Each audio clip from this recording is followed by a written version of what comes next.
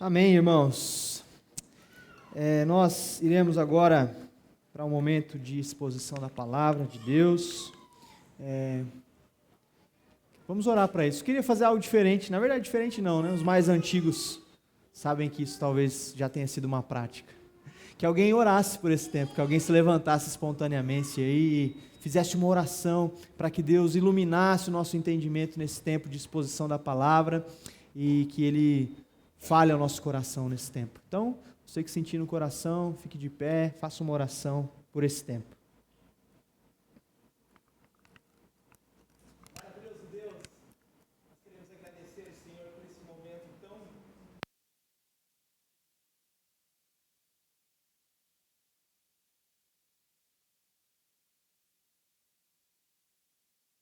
Obrigado, Senhor. Pedimos, ó Pai, que o Senhor unja o nosso pastor e que ele possa falar somente o que vem de Ti nesse momento.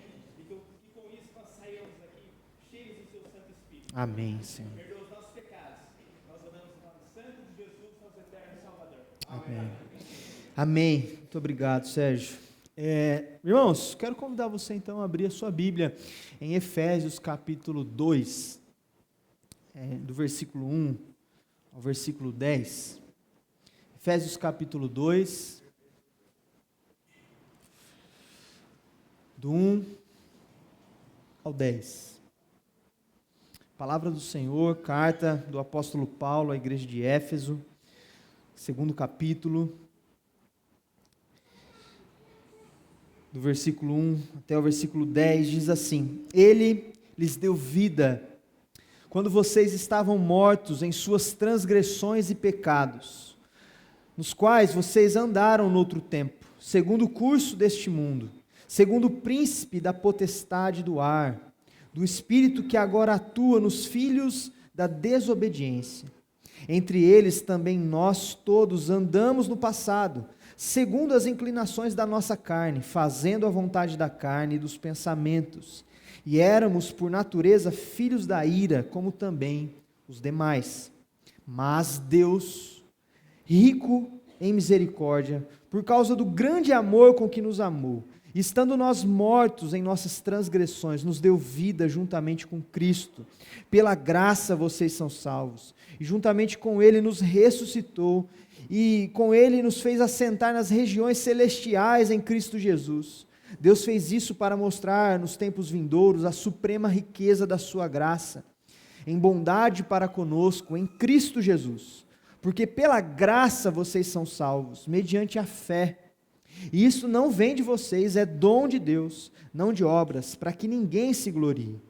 Pois somos feitura dele, criados em Cristo Jesus, para boas obras, as quais Deus de antemão preparou para que andássemos nelas. Amém? Palavra do Senhor, lida, e nós vamos conversar um pouquinho sobre esse texto maravilhoso, rico em princípios da graça, da salvação, do Evangelho. E nós estamos no mês de outubro, na verdade já finalizando, o mês de outubro, temos aí esse domingo mais um apenas. Então nós vamos fazer uma espécie de minissérie, de curta-metragem, assim. A gente vai refletir nesses 2 domingos sobre a Reforma Protestante, sobre alguns princípios da Reforma que são importantíssimos para nós como igreja, porque no nosso sistema de governo somos presbiterianos, na nossa teologia somos reformados, temos a teologia reformada como fundamento da nossa fé, prescrevemos os documentos de fé da tradição reformada, e somos uma igreja, então, que celebra a reforma, não como um movimento político, não como um movimento social, mas como um movimento do âmbito religioso, mas também do âmbito espiritual, de transformação que acontece no nosso coração quando o povo começa, então, a ter a palavra de Deus disponível. A Reforma Protestante, esse movimento que foi, sim, um movimento também político, também social, mas foi um movimento de retorno às Escrituras, um movimento de protesto contra práticas da igreja institucional que iam em desacordo com a palavra de Deus. Pregando, talvez, de alguma forma, a salvação pelas obras, pregando a exclusividade do acesso a Deus através do clero, dos bispos, do Papa. Então, a Reforma Protestante, esse movimento complexo, histórico, teológico, que a gente poderia ter dias e dias, meses e meses para conversar, de tão amplo que é o assunto, mas o que é importante aqui é destacar que essa reforma, ela não foi só uma reforma política, religiosa, eclesiástica, ela foi uma reforma também na nossa cosmovisão, na nossa forma de pensamento. Isso transformou o Ocidente por completo, e isso transformou o Ocidente não só no aspecto social, mas fez com que nós tivéssemos acesso à palavra de Deus, e acesso livre a ela, exame livre das Escrituras, e fomos capacitados pelo Espírito Santo a partir de homens e mulheres que se levantaram nesse período da reforma para olhar para as Escrituras, interpretar as Escrituras e aplicar as Escrituras no nosso coração. Isso tem transformado a igreja ao longo dos séculos, ao longo dos anos, e nós celebramos esse movimento, mas o título da série de mensagens, né, Reformando a Vida, porque a reforma, como eu tenho destacado aqui, não foi só esse movimento político, religioso. Precisa ser um movimento também que faz sentido para o nosso coração, para a nossa vida. E eu tenho certeza que você já sentiu essa necessidade, esse desejo de reforma da sua vida pessoal. Não só da reforma da sua casa, né? Sabe quando você vê aquele quarto que está estragado, está com uma infiltração ali, você precisa arrumar, você precisa reformar. Ou aquele móvel que quebrou na sua casa, você precisa reformar, ou você precisa trocar, colocar um novo, né? Reforma, quem já mexeu com reforma em casa aqui sabe que custa caro, né? Financeiramente falando, mas custa caro também no que diz respeito a empenho, né? A sua casa vira uma bagunça, você precisa readequar a sua logística na sua casa até que tudo fique pronto. Nós passamos por uma reforma recente aqui no Espaço Kids da nossa igreja, e foi uma bagunça, né? Assim, a gente ficou, a igreja ficou suja por alguns meses, até tudo ficar pronto, destruir paredes, quebrar paredes, pintar paredes. E essa reforma acontece às vezes no âmbito da nossa casa, no âmbito dos nossos espaços físicos, mas certamente você já viu também a necessidade de reformar a sua vida, de reformar seu relacionamento. Quem é casado aqui sabe, o casamento passa por esses momentos que o casal para e pensa, nós precisamos reformar, nós precisamos mudar algumas coisas aqui na nossa rotina, no nosso relacionamento, na forma como a gente tem vivido, porque senão o nosso casamento vai ruir, vai acabar. A igreja precisa de reforma não só no aspecto estrutural, nós precisamos repensar a forma como nós fazemos igreja, a forma como as estratégias que nós usamos, as metodologias que nós usamos, a forma como nós pregamos, nos comunicamos com as pessoas. Uma reforma, não no sentido estrutural, mas no sentido da nossa prática, da nossa comunicação. Amizades precisam de reforma. Amizades precisam de momentos em que a gente senta, analisa, recalcula a rota, reforma algumas coisas dentro da nossa relação de amizade. Enfim, nós precisamos reformar a nossa vida emocional, nossa vida profissional. Talvez você já sentiu também, eu preciso recomeçar, eu preciso pensar de novo, eu preciso empreender numa nova área, eu preciso mudar de lugar, de trabalho, de empresa. A gente passa por esses momentos em que a nossa vida precisa ser reformada. Eu espero, então, que nesses 2 domingos que a gente vai refletir sobre a reforma protestante, a gente não fique só no campo das ideias, da teologia, da filosofia que a reforma assim estabeleceu, mas que a gente aplique isso à nossa vida e, de fato, tenhamos a nossa vida reformada no Senhor. Amém? Quantos querem ter a vida reformada no Senhor? Amém? Então, que essa reflexão, ou essas reflexões que faremos hoje, no próximo domingo, nos ajudem a, de fato, reformar, a recomeçar no Senhor. Amém?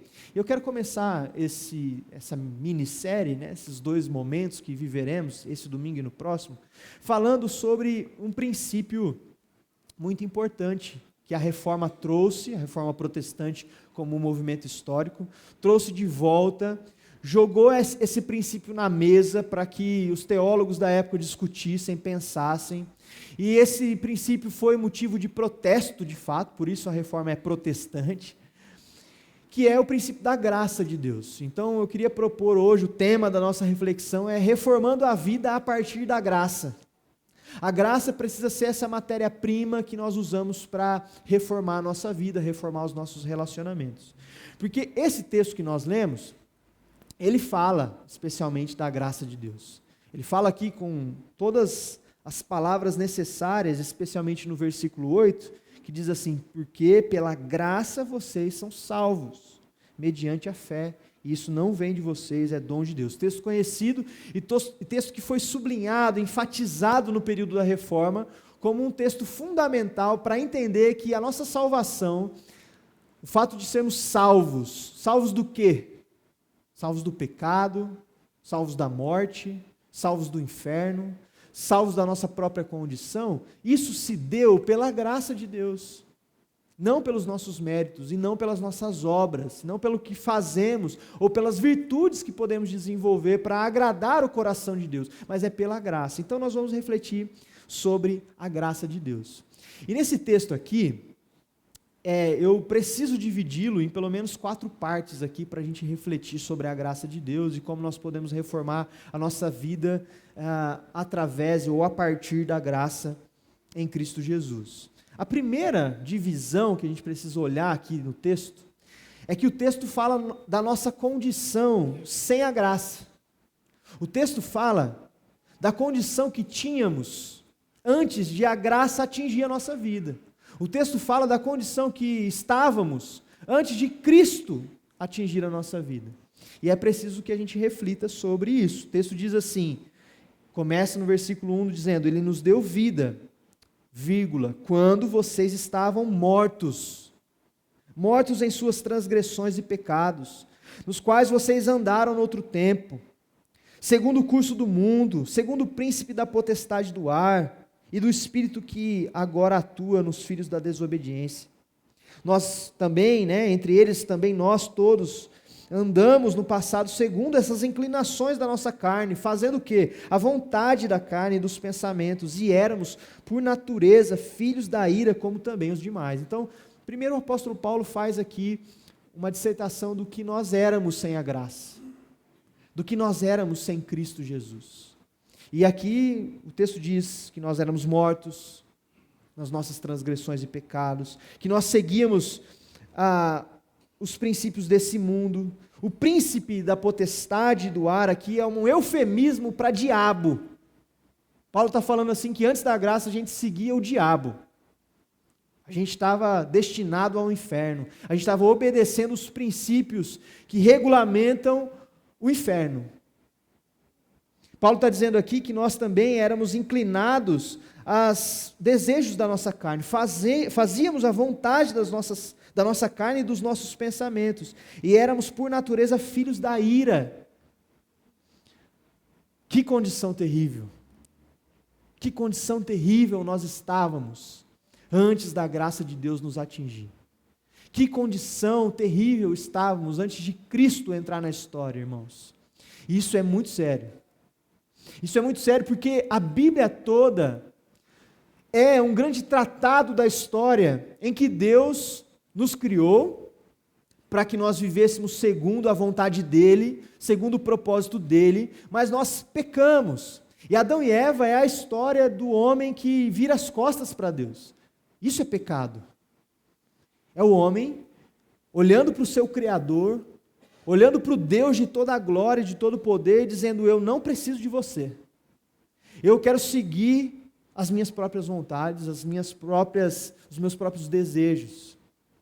E virando as costas para Deus e caminhando em direção às nossas vontades, só resta uma consequência: a morte. E Deus alertou Adão e Eva quando colocou diante deles a possibilidade de conhecerem o bem e o mal, mas dizendo: quando vocês comerem desse fruto e aprenderem a discernir o que é bom e o que é mal a partir da sua própria consciência, vocês morrerão. Não tem outra consequência. Certamente vocês morrerão. Então é por isso que a gente morre, é por isso que a gente adoece, é por isso que nós sofremos, porque nos rebelamos contra Deus, desde a criação, desde a primeira família criada pelo Senhor, nós nos rebelamos, e somos então herdeiros dessa culpa, herdeiros dessa responsabilidade, herdeiros dessa consequência, certo? E essa é a nossa condição sem a graça. Essa é a nossa condição sem Cristo, mortos. O salário do pecado é a morte. A conta é essa. Então nós estávamos mortos nas nossas transgressões. Mas, irmãos, além desse texto ser um texto sobre salvação, Lembre-se que isso é um texto para a igreja. Paulo está escrevendo para uma igreja em Éfeso. E ele está escrevendo para pessoas que se convertiam ao cristianismo, que vinham de outras religiões pagãs, mas também está escrevendo para judeus, que se convertiam ao cristianismo e eles tinham uma dificuldade tremenda de entender essa lógica da salvação pela graça. Porque para um judeu, a mentalidade de um judeu, assim, como assim graça? É mérito. Eu obedeço a palavra de Deus, eu obedeço às leis de Deus e por isso eu sou salvo. E por isso eu alcanço favor diante de Deus. E por isso Deus abençoa, Deus prospera a nossa nação, Deus prospera o nosso povo. Então, Paulo está escrevendo para uma igreja repleta de gente ali que entendia que não merecia e que estava realmente perdido e morto, mas também tinha uma parcela da igreja que falava assim, não, peraí, eu mereço esse negócio aqui. Eu obedeço a lei, eu dou dízimo de tudo, da semente, do cominho. Eu observo cada detalhe da lei, então eu mereço a salvação. Então Paulo está escrevendo para essa comunidade. E aqui, irmão, é muito importante a gente pensar sobre essa dinâmica que Paulo está tentando ensinar para essa igreja. Paulo está dizendo que todos nós temos um antes e depois. Ou, assim, você acha mesmo que você já nasceu liberto das correntes do pecado e do inferno? Você acha que porque você nasceu numa igreja evangélica, numa família cristã, às vezes eu ouço essa expressão, não, eu sou de berço evangélico, eu fico imaginando o que é um berço evangélico, né? É um berço que acertou Jesus como Senhor Salvador, então ele é evangélico. Eu nasci no berço evangélico. Como se isso nos livrasse, e essa era a mentalidade do judeu, eu sou filho de Abraão, a salvação está aqui, ó, no meu sangue, eu não preciso crer e receber a salvação pela graça, porque eu herdei isso. E infelizmente a gente tem judaizado a igreja porque a gente tem vivido essa mentalidade. A gente acredita que porque eu nasci na igreja, eu nunca fui um filho da ira, eu nunca fui um filho da perdição, eu nunca senti, ou nunca fui guiado pelas vontades internas e pecaminosas do meu coração. Então Paulo está tentando ensinar isso para a igreja. Não interessa se você é judeu, se você nasceu, se você é da família de Abraão, você pode ser o neto de Abraão. Você nasceu nessa condição, estando morto nos seus pecados, nas suas transgressões. Isso precisa ser uma reflexão para o nosso coração. E eu me dirijo especialmente a você, que nasceu nesse tal desse berço evangélico aí. Também nasci em berço evangélico. Eu contei minha história aqui, né, que eu só fui na igreja católica para ser batizado. Então, fui batizado na igreja católica de manhã, na igreja, daí meu pai e minha mãe foram na igreja evangélica à noite, a convite da família, e eu nunca mais voltei para a igreja católica, porque eles se converteram, então eu só fui na igreja católica para ser batizado. E eu também nasci nesse contexto cristão, fui ensinado sobre isso, mas isso não garante a nós vida. Porque todos nós, talvez você nasceu aqui nessa igreja, você foi parte da fundação dessa igreja, mas isso não garante a você salvação. Porque todos nós nascemos em transgressão. E todos nós precisamos entender qual é esse antes e depois da nossa vida. Você precisa ter um antes e depois, assim, sabe? Mesmo que você nasceu na igreja. Você precisa entender que antes você estava numa condição em que você, talvez, mesmo nascendo na igreja, seguindo a tradição familiar, você ainda estava morto. Porque você ainda seguia as suas próprias concupiscências da sua carne, seus desejos. Ou você pensava também que você era salvo porque você nasceu numa família cristã. Isso também é pecado, porque isso é religiosidade. É anular a graça de Deus, é anular o sacrifício de Cristo.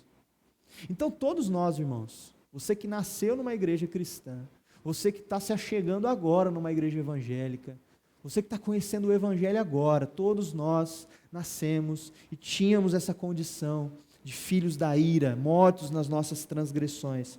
E sabe que o próprio Martinho Lutero, pilar aí da Reforma Protestante, ele seguia a ordem ali dos padres com a risca. Ele seguia isso à risca, ele tentava garantir a aceitação dele diante de Deus pela rigidez em que ele cumpria as regras. Mas ele diz, né, nos seus escritos, que ele sempre se sentia ainda em pecado. Ele sempre se sentia insuficiente. E ele buscava cada vez mais fazer coisas para agradar a Deus. Para você ter uma ideia, ele relata que, por vezes, ele passava 6 longas horas do seu dia torturando, ele usa essa expressão, torturando o meu próprio cérebro, para que eu pudesse me lembrar de pecados que eu ainda não tinha confessado.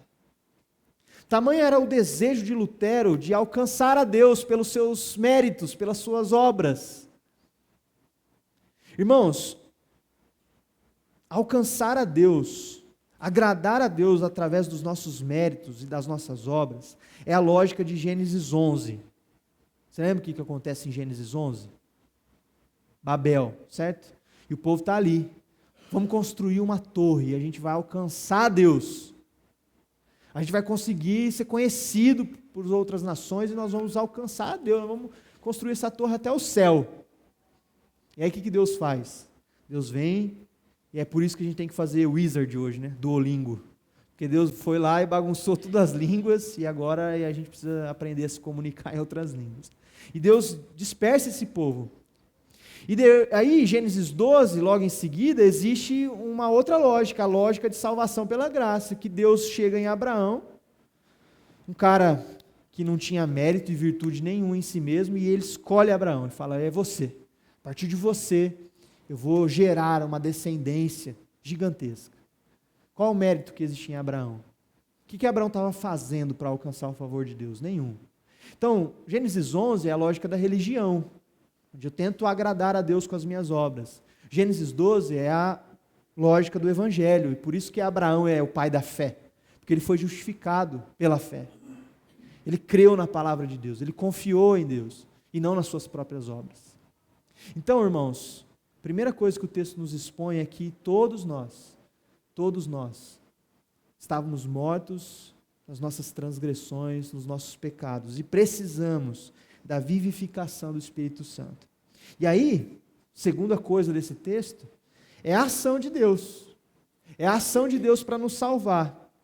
Versículo 4, existe aí uma expressão extremamente espiritual, extremamente transformadora, transcendente, que diz assim, mas Deus. E é isso que a gente precisa internalizar no nosso coração. 2 palavrinhas. Mas Deus. Você estava morto na sua transgressão, eu estava morto na minha transgressão, no meu pecado, mas Deus. Esse mas Deus muda tudo.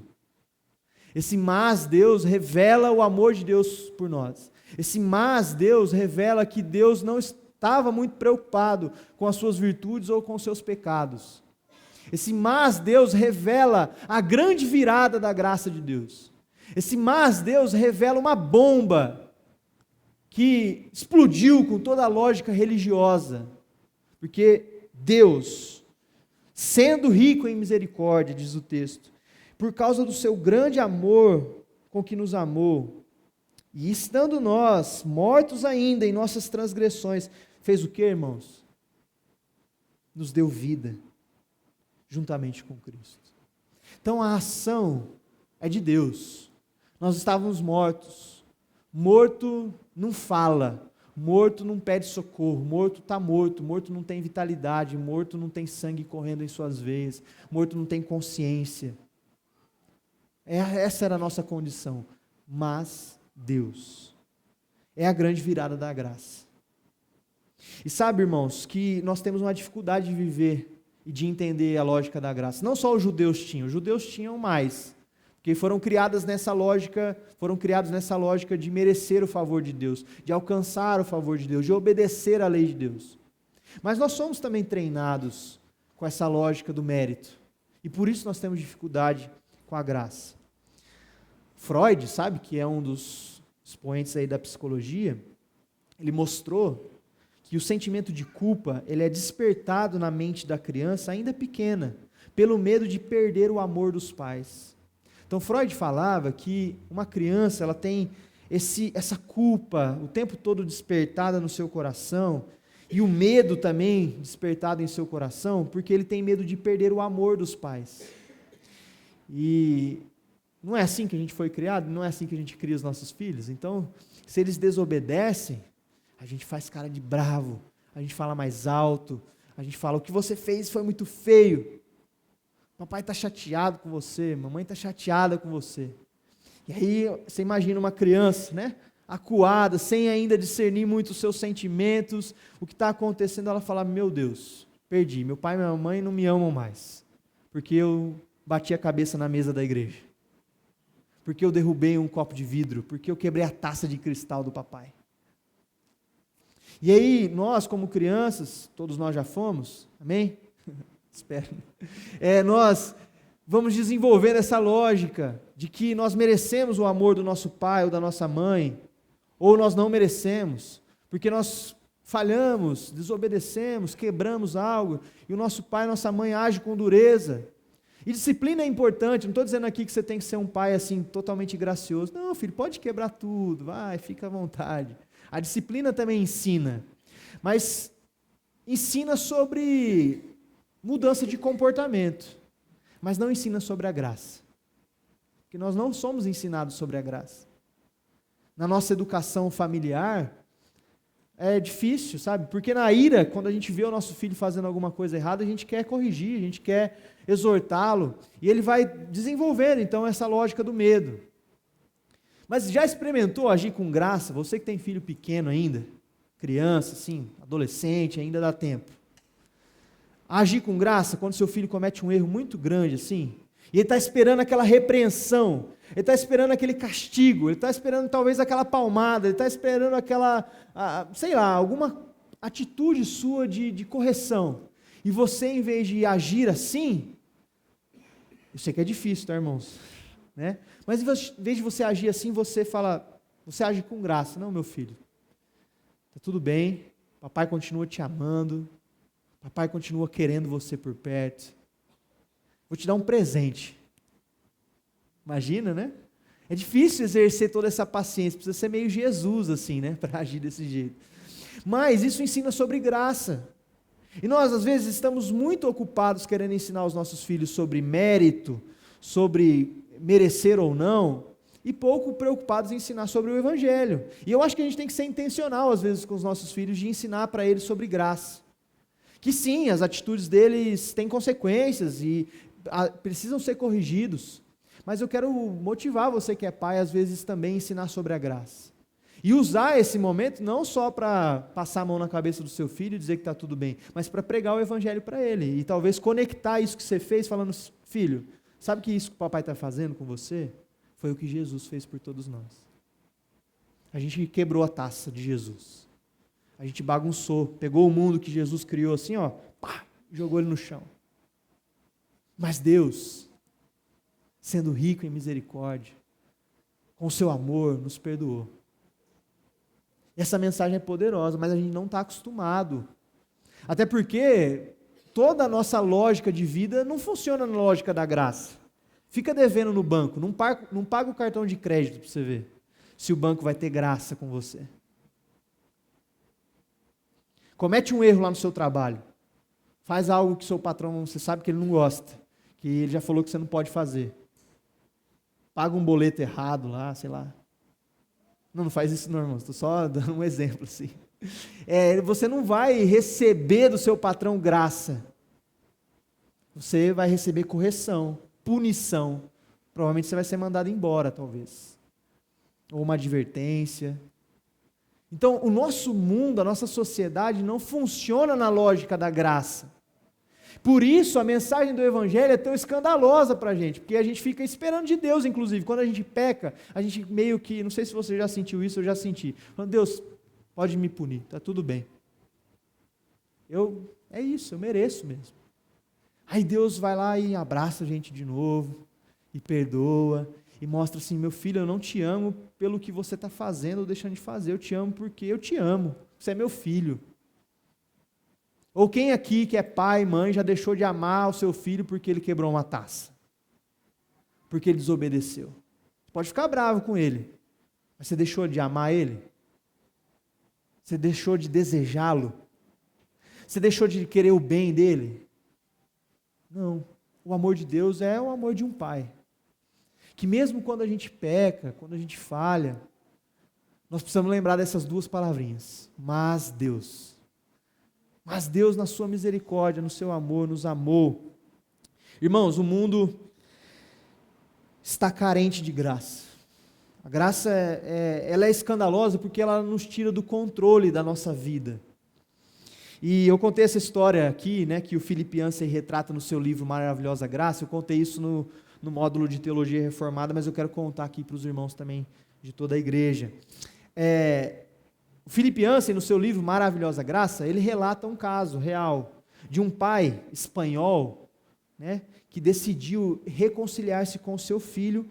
O filho dele tinha fugido para Madrid, tinha abandonado o pai sem falar nada.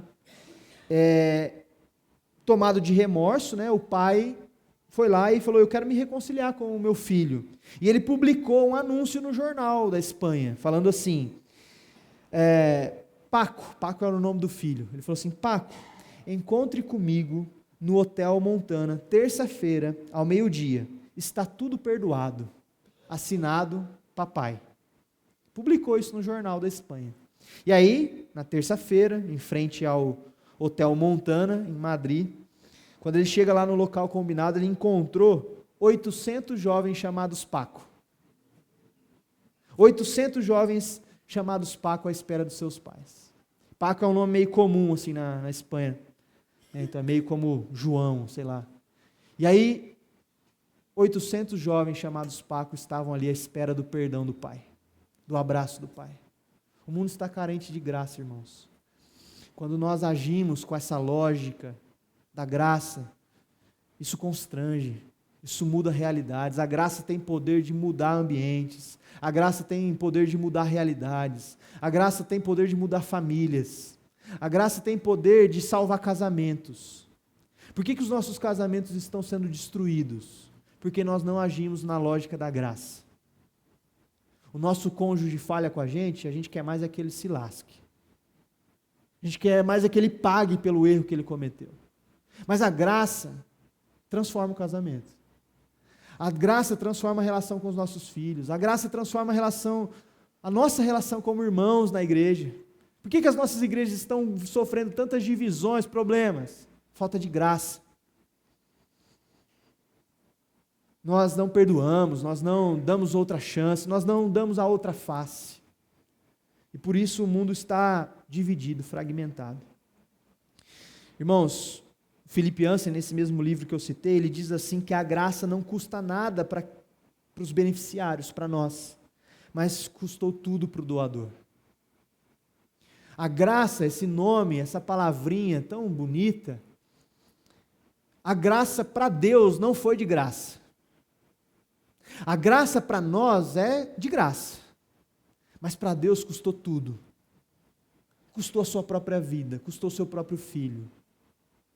E por isso, como Dietrich Bonhoeffer diz no seu livro Discipulado, não pode ser confundida com uma graça barata. Graça, então, não é permissividade, então eu posso viver tudo que eu quiser, porque, assim, é graça, né? Meu papai vai me perdoar. Deus vai me perdoar sempre. É verdade que Deus vai te perdoar sempre. Mas a graça custou tudo para Deus. E então nós precisamos valorizar essa graça, viver em conformidade com essa graça. Mas eu quero já ir para o terceiro ponto aqui da nossa reflexão, que é o meio pelo qual nós recebemos a graça. Se é pela graça a salvação, se não depende dos nossos méritos, se para nós não custou nada, mas para Deus custou tudo, existe uma forma de receber a graça, que é mediante a fé. Então a fé também é um princípio da reforma protestante, que foi resgatado como o único meio de receber a graça. Eu quero usar um exemplo aqui que eu usei lá no acampamento com os adolescentes, os jovens. Se eu embrulho um iPhone 17, assim, um embrulho bem bonito, entrego para você assim, qual que é a sua atitude quando eu entregar esse iPhone para você? O que você faz? Vai, irmãos, participa aí comigo. Agradecer? Não, isso é o depois, mas pensa na atitude corporal. Quando eu chegar com o presente para você, o que você faz? Hã? Ou você vai virar as costas para mim e falar, não quero não, obrigado. Né? Você vai receber, você vai estender as mãos assim, falar assim, me dá. Aí depois você vai me agradecer, vai me abraçar, tudo bem. Mas a primeira atitude de quem recebe um presente, esse é o ponto, é receber, é estender as mãos. Irmãos, eu diria que a fé é estender as mãos. Se a gente pudesse definir fé, o que é fé? Geralmente a gente vai para o campo das ideias, né? A gente vai, fé é crer em Deus, é confiar em Deus, é fidelidade a Deus. Tudo bem, é tudo isso. Mas de forma mais simples, a fé é estender as mãos para receber o presente de Deus. Então, se é pela graça que nós somos salvos e é mediante a fé, o que você precisa fazer? Estender as mãos e receber a graça. Então percebe que a lógica da salvação não é você ficar fazendo coisas para agradar a Deus, é você estender as mãos e receber o presente de Deus. E esse não é o final da pregação ainda, mas eu quero orar com você agora, e eu quero pedir que você estenda suas mãos. Faça esse gesto, assim, ó, de quem recebe. Eu quero orar com você e imagina que Deus está te entregando um presente agora. Esse presente se chama graça. E você está recebendo ele. Senhor, nós estamos aqui, Senhor, como igreja do Senhor. Como filhos, mas que reconhecemos que nós estávamos mortos nas nossas transgressões e nos nossos pecados, Pai. E não há nada que a gente possa fazer para merecer o Teu favor e o Teu presente. E esse presente que o Senhor está nos entregando agora, nas nossas mãos aqui, a Tua graça, nós recebemos, Pai. E nós queremos exercer a nossa fé assim, estendendo as nossas mãos e confiando, Senhor, que o Senhor é quem dá esse presente a nós. O Senhor é o Deus doador do presente. O Senhor é o Deus que pagou tudo por esse presente. É o Senhor quem comprou esse presente. E nós só temos o trabalho de receber, Senhor. Nós recebemos a Tua graça, Senhor, mediante a fé. Em nome de Jesus. Amém? Sentiu presenteado aí? Não joga fora esse presente não, irmãos. Esse presente aí é muito melhor que um iPhone 17. Muito melhor que uma casa nova, do que um carro novo, que um relógio da hora. Esse presente é a graça de Deus. Esse presente ninguém pode tirar de você. Ele não se corrói com o tempo. Ele não se desgasta. É a graça de Deus. E o meio é a fé. O meio é a fé. E última coisa, irmãos, é o propósito pelo qual nós somos salvos. Se nós tínhamos uma condição antes de Cristo, antes da graça, se Deus agiu, lembra da palavrinha, mas Deus, da expressão, mas Deus, Ele agiu para nos salvar. Se o meio para a gente receber essa graça é a fé, é estender as mãos e receber o presente de Deus, existe um porquê, um para que Deus nos salvou. Deus não fez todo esse movimento, movimentou o cosmos, venceu o pecado e a morte, para que você recebesse esse presente, e agora virasse as costas para Deus de novo e vivesse como você bem entendesse. Não faz sentido nenhum. Então todo o argumento que as pessoas às vezes usam, mal intencionadas, de que, tá bom, é pela graça, então eu posso fazer o que eu quiser da minha vida, é um argumento, assim, ridículo, para dizer pouco. Porque ninguém recebe esse presente imerecido, ninguém recebe esse amor do Deus Criador dos céus e da terra e simplesmente vira as costas para isso. Ninguém é curado de um câncer, ninguém é curado de uma doença terminal e simplesmente vira as costas para essa realidade e vive a vida como se nada tivesse acontecido. Por estarmos mortos nos nossos pecados e termos sido ressuscitados em Cristo pela graça, a gente muda completamente a forma como a gente vive. É a implicação lógica e teológica mais natural. Então, existe um propósito aqui para sermos salvos. A Bíblia diz, o texto que nós lemos, que somos salvos pela graça, mediante a fé, não de obras, para que ninguém se glorie. Versículo 10, pois somos feitura dele, criados em Cristo Jesus para boas obras. nós somos, aqui a palavra criados, também poderia ser traduzida por recriados. Nós somos recriados em Cristo Jesus. Fomos regenerados em Cristo Jesus, para vivermos então, segundo as boas obras, as quais Deus de antemão preparou para quê? Para que andássemos nelas, para que vivêssemos essas boas obras. Então, irmãos, Deus assumiu um grande risco aqui, é verdade. Deus assumiu um grande risco anunciando o perdão com antecedência.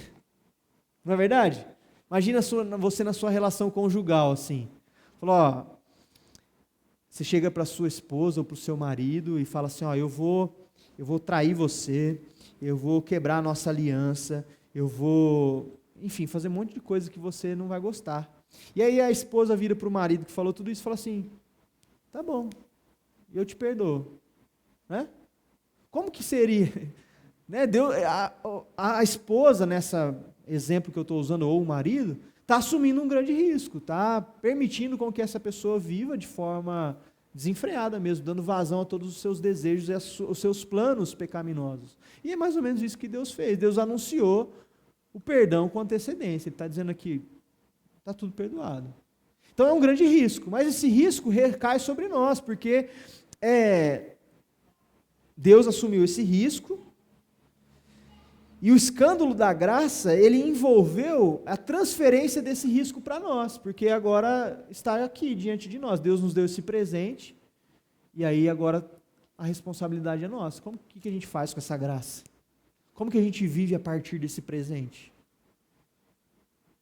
Que tipo de obra você faz a partir da realidade de que Deus perdoou todos os seus pecados, passados, presentes e futuros? Como que você vive diante da realidade de que nem o seu maior pecado pode te afastar do amor de Deus? Que responsabilidade. Porque você pode decidir viver assim, então é isso, eu vou pecar mesmo e eu sei que Deus vai me perdoar. Ou você pode viver, como o texto diz aqui, caminhando sobre as boas obras que Deus preparou de antemão para que caminhássemos nela. Irmãos, o que são essas boas obras? Como a gente deve viver? E o nosso grande risco é voltar para a lógica religiosa de novo. Então Deus nos salvou pela graça, então, porque Ele me salvou pela graça, eu vou viver tentando agradar a Deus. E a gente volta de novo para a lógica de Babel. Então, as boas obras não tem a ver com agradar a Deus e alcançar a salvação, porque isso já foi nos dado pela graça. As boas obras têm a ver com o nosso testemunho.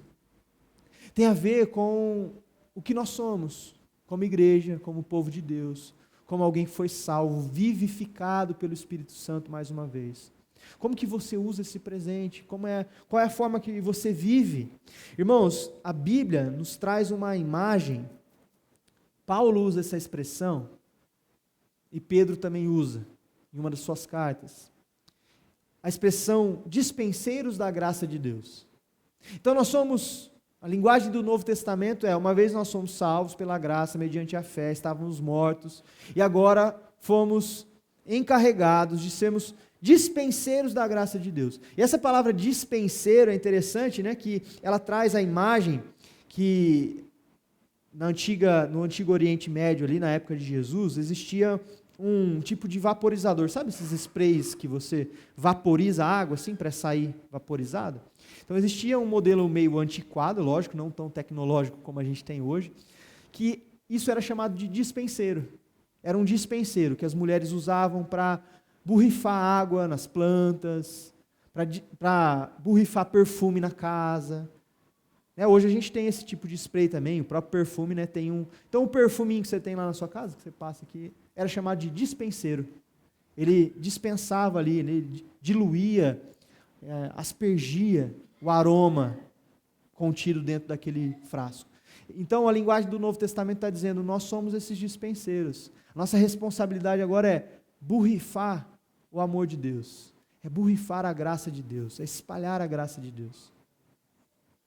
Então essa é a boa obra que Deus preparou para que andássemos nelas. Que a gente viva dessa forma, como dispenseiros da graça de Deus, borrifando o amor de Deus, perfumando os ambientes que nós convivemos com a graça de Deus. Mas, irmãos, eu pensando sobre essa analogia interessante da palavra grega aqui, eu pensei assim, a gente está mais para spray de matar barata, né? Do que esse tipo de borrifador de perfume. A gente, quando vê um erro de alguém, a gente age como a pessoa que tem muito medo de barata. A gente pega o spray e a barata chega a ficar, sabe, congela ela de tanto spray que você solta nela. Assim. E percebe se não é isso que a gente faz com as pessoas. Quando a gente identifica um pecado, um erro que alguém comete no nosso convívio familiar, de amizades, a gente não age como um dispenseiro da graça. A gente age como esse spray de matar barata, assim. A gente, é isso. Né? Quanto mais a gente puder soltar, a gente vai até a barata parar de mexer as perninhas. Isso não é a linguagem que o Novo Testamento usa para falar sobre a nossa vida. E aí eu faço uma pergunta. A ideia é reformar a vida, né? É reformar a igreja.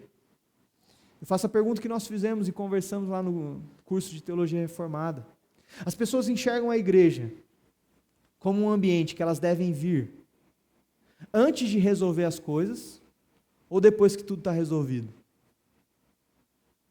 Pensa na igreja assim, na nossa igreja. E lembra que a igreja não é o pastor. Aí você fala, pastor, as pessoas vêm à igreja como lugar para ir depois que está tudo resolvido. A culpa não é minha não, se elas enxergam, tá? A culpa é nossa, coletiva aqui. Porque nós precisamos ser essa comunidade acolhedora. Essa comunidade que é, de fato, um dispenseiro da graça de Deus. E quando as pessoas entrarem por essa porta, elas precisam se sentir, ou quando elas entrarem nas nossas células, nos nossos pequenos grupos, nos nossos espaços de convivência, elas precisam sentir que elas estão sendo borrifadas com o amor de Deus, e aquele amor está perfumando elas. E não como uma barata, que entrou num ambiente ali estranho e ela foi julgada e morta, inclusive. Então, a igreja, que somos nós, não estou falando do prédio, eu estou falando dessa comunidade, precisa ser um ambiente que as pessoas falam assim, eu posso ir para lá do jeito que eu estou. Não é assim que a gente cantou? Vem, assim como estás, do jeito que você está, vem para adorar a Deus. Mas a gente precisa refletir isso na nossa prática. As pessoas enxergam a igreja como esse lugar que elas podem ir mesmo vivendo nas suas devassidões, nos seus pecados, nas suas transgressões. Ou elas acham assim, não, a minha vida está muito torta, muito caótica, para eu pisar naquele lugar, não tem nem roupa para entrar lá. Não, a igreja precisa ser o dispenseiro da graça de Deus. Mas aplica isso à sua vida também. Você é o tipo de pessoa assim que borrifa a graça de Deus, e porque você foi perdoado, você também perdoa, e porque você foi agraciado com esse presente, você também presenteia as outras pessoas. Ou você é mais como alguém que mata barata, assim, alguém que espanta as pessoas, por conta da sua rigidez, do seu legalismo. Philip Yancey, nesse livro também, ele compartilha uma outra frase, ele diz assim, que o legalismo facilita a apostasia. É muito curta essa frase, mas é muito profunda, porque os nossos filhos, muitas vezes, podem se afastar da igreja porque nós estamos sendo legalistas com eles, estamos pouco transmitindo a graça de Deus. E aí eles ficam pensando, não, a igreja é um lugar muito santo para eu frequentar, a igreja é um lugar muito, assim, rígido, difícil. Eles não estão enxergando a igreja como essa comunidade de pecadores e pecadoras que estão buscando se aperfeiçoar na graça de Deus, crescer em santificação. Eles estão enxergando a igreja como um lugar para frequentar depois que tudo estiver certo. E aí eu vejo jovens, às vezes, abandonando a igreja, indo viver a vida do jeito que eles querem, e aí pensando assim, não, quando eu tiver com a vida mais acertadinha, assim, casar, tal, ficar bonitinho, aí eu vou para a igreja. Porque a igreja está transmitindo essa mensagem de que ela é um ambiente para a gente frequentar quando a vida estiver resolvida. E eu não estou falando só da nossa igreja, estou falando da igreja toda. Como você é e vive como um dispenseiro da graça de Deus? Você é como aquele homem da parábola que Jesus contou, que foi perdoado de uma dívida imperdoável, e aí saiu e encontrou alguém que devia para ele uma dívida muito menor. E ele tinha acabado de ser perdoado de uma dívida astronômica, mas ele não teve a capacidade de exercer misericórdia com aquele que devia para ele uma quantidade muito menor. Às vezes a gente tem vivido assim. Então, eu quero convidar você a perceber que você recebeu a salvação pela graça. E você vai reformar a sua vida, reformar os seus relacionamentos, se você viver eles a partir da lógica da graça. É assim que a graça deve operar em nós, como algo que é dispensado sobre as pessoas.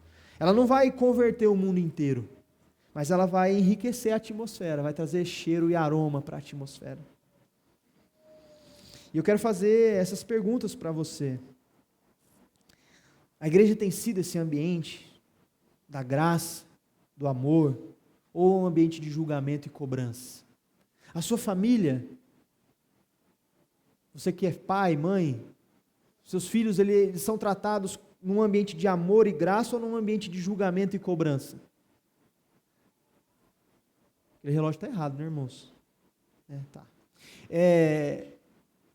Nós fomos agora no sábado, no campeonato de karatê. O Davi foi participar de um campeonato de karatê. Postei lá até uma fotinha dele com a medalha. E eu estava tranquilo assim, né? Não, o Davi vai para o karatê, vamos levar ele para o campeonato, assim, tá tudo bem. Aí na hora que a Thalita e o Jânis também estavam lá, né? O Murilo foi. Não sei se vocês compartilham do mesmo sentimento. Eu estava tranquilo, não estava ansioso para o campeonato. O Davi também estava leve. Mas na hora que eles pisaram naquele tatame, estava eu lá, vai, Vini, vai, pega, sabe? Competitividade, cobrando que o meu filho desempenhasse ali. Eu falei, nossa, eu não sabia que eu ia levar tão a sério esse negócio. E aí fiquei bravo, às vezes, que ele perdeu, né? E aí eu fiquei assim pensando, como eu vou agir agora? Porque ele ficou triste que ele não se classificou numa outra modalidade lá, ganhou uma medalha numa outra modalidade, mas não ganhou em outra. E ele começou a ficar triste com aquilo, eu falei, e agora? Eu vou agir num espírito de cobrança? Filho, não, você, é isso, treina mais, da próxima você tem que ganhar, porque eu estava querendo falar isso para ele. O competitivo que sou, você fala, cara, vacilou também, né, pô? Eu vou agir com graça com ele, e reconhecer o que ele já ganhou, e falar, filho, tá tudo bem, seu primeiro campeonato, você foi muito bem. E a gente tentou traduzir essa linguagem para ele. Mas, percebe que não é sempre que a gente age assim. A gente às vezes age com muita cobrança e julgamento, com os nossos filhos, com o nosso cônjuge, com os nossos amigos, com os nossos irmãos. Isso nada tem a ver com a graça de Deus. As pessoas enxergam você como uma pessoa graciosa e acolhedora, que cobra menos, que julga menos, ou você é aquele e aquela chato, que tudo critica, tudo cobra, tudo enxerga pontos negativos. E eu quero fazer mais perguntas para que você reflita e para a gente encerrar. Como a graça de Deus muda a forma como nós nos relacionamos com Deus? Como essa realidade de que você recebeu um presente sem merecer nada, pelo contrário, você merecia morte e inferno, e você recebeu salvação e vida eterna, presente incalculável. Como isso muda a forma como você ora? Como isso deve mudar a forma como você lê a Bíblia? Como isso muda a forma como você vive aqui no contexto da igreja? Como isso muda a forma como você se relaciona com Deus? Porque eu temo que às vezes a gente está se relacionando com Deus mais pela lógica do merecimento, da cobrança, do julgamento. A gente tem uma imagem de Deus assim como aquele senhor, assim, barba branca, sabe? Bravo, assim. Que quando a gente comete um erro, ele nos pune. Ele deixa de amar a gente. Ele nos cobra por desempenhar mais. E eu tenho visto um monte de gente cansada vivendo nessa lógica. Porque cansa tentar agradar um Deus que parece que nunca é possível de agradar. Cansa. E isso é o que a religiosidade faz. Ela vai prometer para você que você vai alcançar o favor de Deus quanto mais você desempenhar. Mas é uma mentira isso. E você vai se sentir cansado. Então, como a graça de Deus deve mudar a forma como você se relaciona com Deus? Quero sugerir para você que você se relacione com Deus mais na lógica de um Deus que é Pai e que ama você. E essa identidade que o Espírito Santo testifica em nós é uma identidade de filho, E o filho não precisa provar para o pai que é filho. Lembra da parábola do filho pródigo?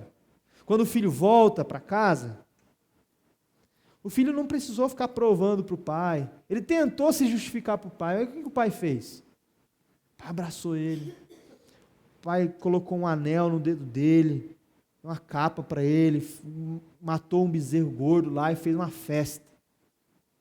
Porque esse filho estava morto e agora ele está vivo. Então é nessa lógica que a gente precisa se relacionar com Deus. Um Deus que ama, um Deus que é pai, um Deus que não fica ali monitorando você. Pecou. Agora eu vou mandar uma punição para ele, vou mandar um problema na vida dele, para ele aprender essa lição. Como a graça, irmãos, deve mudar a forma como nós lidamos com os nossos erros e fracassos. Aí agora é um exercício de você com você mesmo, não é coisa de louco não, é coisa de crente. A gente às vezes tem esse tipo de conversa, né? De nós para nós mesmos. Como a graça muda a forma como você se relaciona com os seus próprios erros e fracassos. Porque eu também tenho visto gente muito cansada, deprimida, abatida, e eu já me senti assim, e às vezes me sinto. Porque eu sou imperdoável comigo mesmo. Me cobro demais. E às vezes a gente se cobra demais.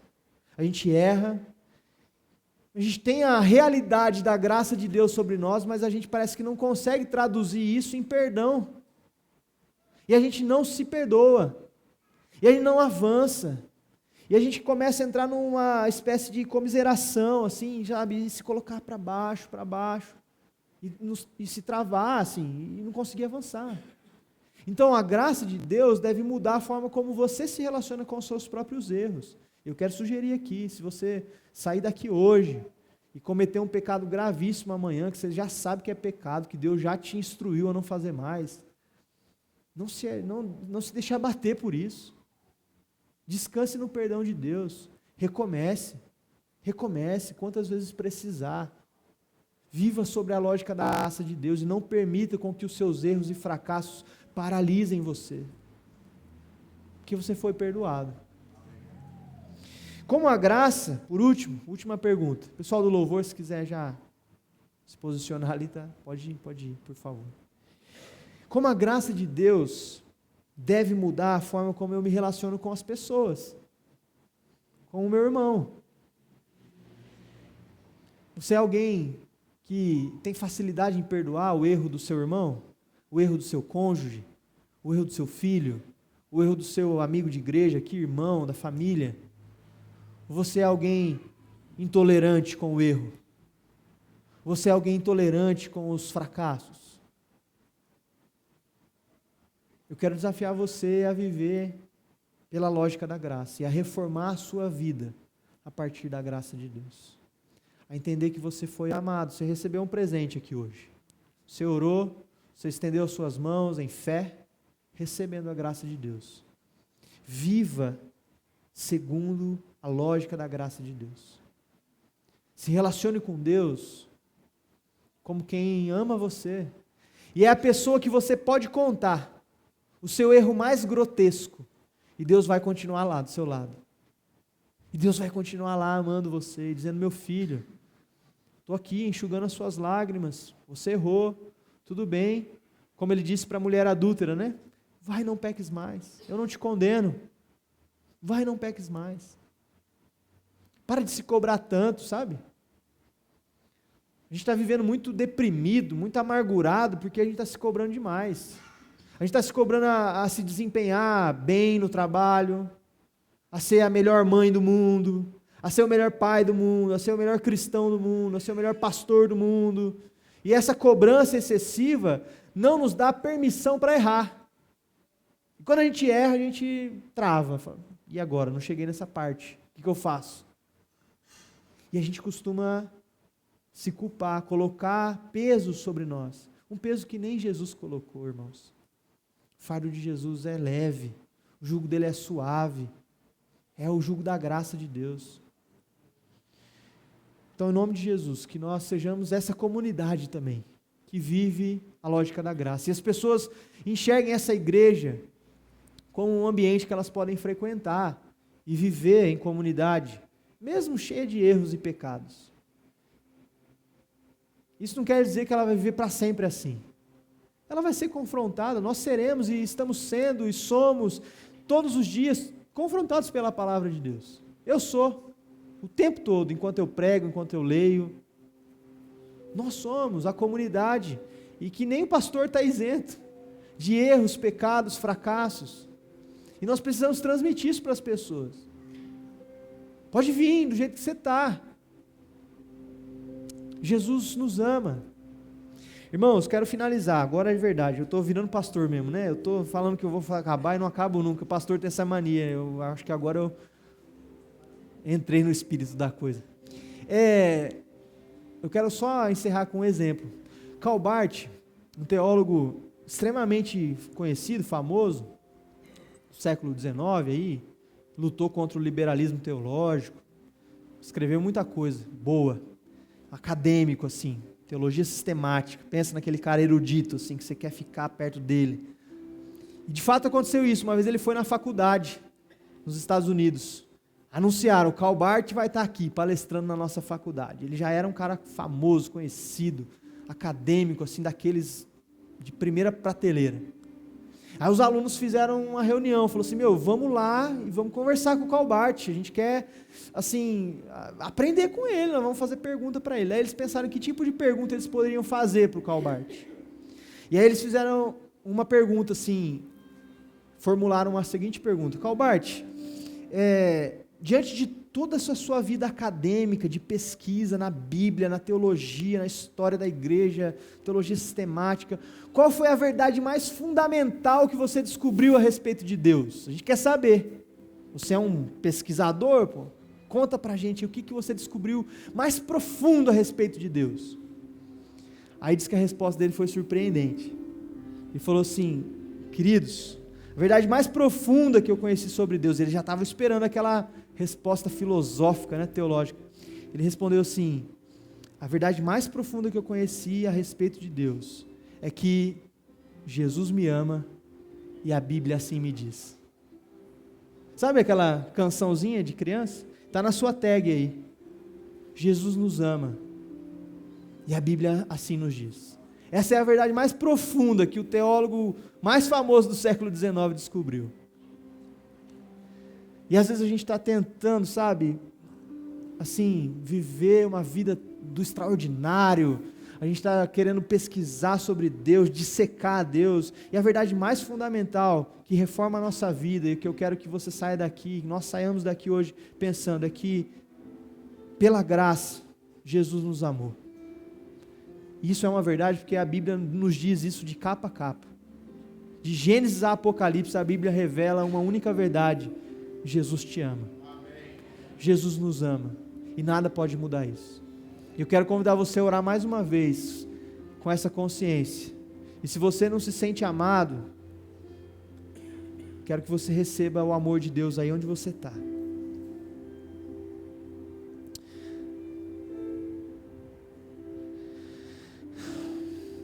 Senhor, que verdade fundamental nós aprendemos com a Tua palavra, Senhor.